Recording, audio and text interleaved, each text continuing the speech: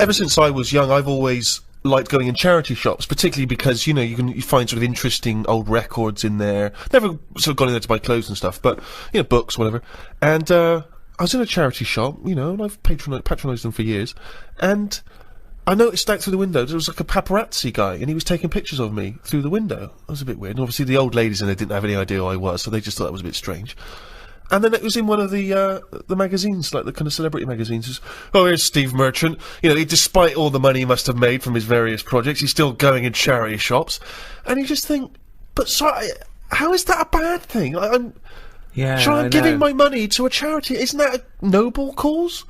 I mean, obviously that's not the reason I'm doing it. I'm doing it to save 50p. To save 50p, of course, but they don't know that. They don't know that. No. They You might be going me. there and going, keep the change, love. You never have said that. Never said that. Never said that in your life. No, occasionally I'll shoplift. I'm no mug. 70p?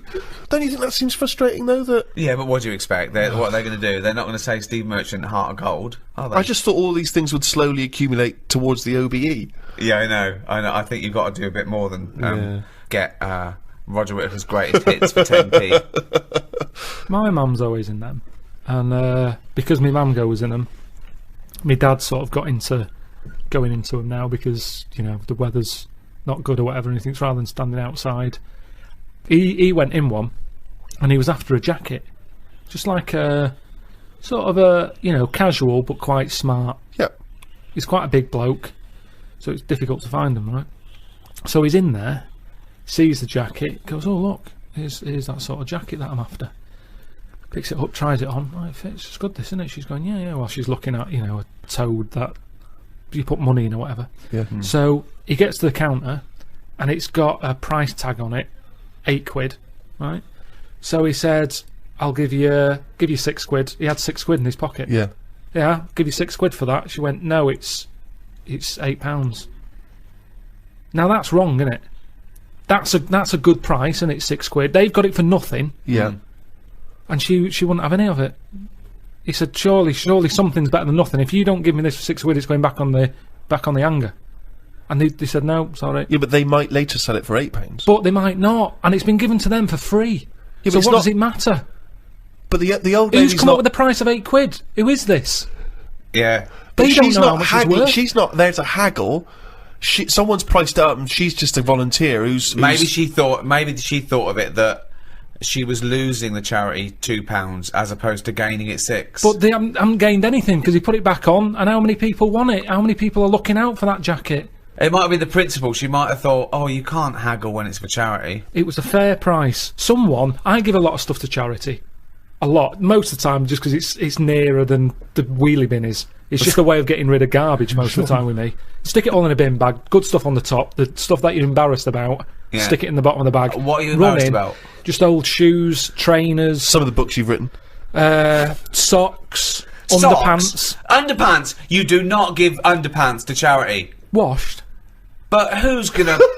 Washed, I know, as opposed to just, like, peeling them off. Yeah. Well, I don't know why you've got a problem with underpants, but shoes. You see, I'd never buy shoes. Underpants from a charity shop, though? I mean, I don't care how low you are on the socio-economic level. I know. You can get about 14 pairs for £1 in some places. I know. I don't know who's buying underpants. I don't know who's buying your underpants.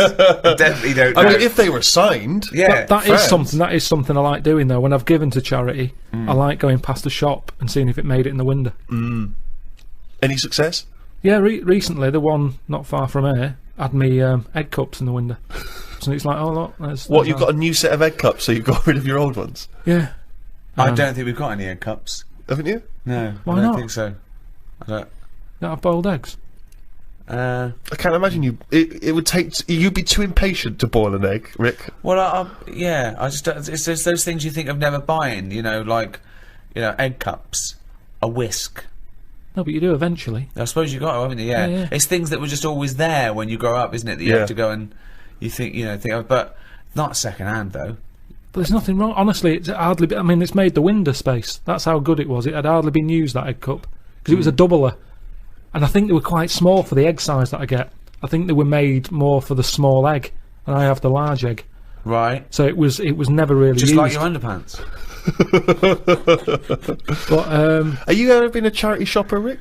Yeah. What I used to do a lot of was records and tapes and things like that. But it ended up sort of being ironic. It really ended up like getting, you know, something like Shane Rich's greatest hits, and things like that. A bit of a dilemma that my Auntie Nora had. She likes charity shops as well. She's got a neighbour. Went out to Graceland's, big Elvis fan. They came back. She said, "How was Graceland?" He said, "Oh, it was brilliant. Best holiday we've ever had. Probably go back again. Back again. We've got a gift for you." Right? They get out this clock, like a little sort of, it's like a Swiss, you know, the Swiss sort of looks like a little house, like a cuckoo clock. But on the hour, little Elvis comes out the top and goes, right? So she went, "Oh, cheers." She's not really into Elvis. She's more into Jim Reeves and Glenn Campbell and stuff. But what can you say? She said, "Oh, thanks for that." She put it in, took it in the house. Maybe they could get attachments. Maybe you get a little Jim Reeves to pop on the spring. Change it anything you like So Solid Crew. You can get a little So Solid Crew, and that pops out, or whoever. So anyway, it's in the house. She's thinking, "I'm not going to put that up. It's not her sort of thing." So thinks, give it to charity. Of course. She goes down to the charity shop, gives them that, thinks nothing of it, goes off to the pub for an afternoon drink. Anyway, next day she's going out for an afternoon drink again. Passes the charity shop. It's in the window. And the chances are her friends are going to pass by. That was a dilemma. Of course. She had to buy it back. That's brilliant. At a hugely inflated price.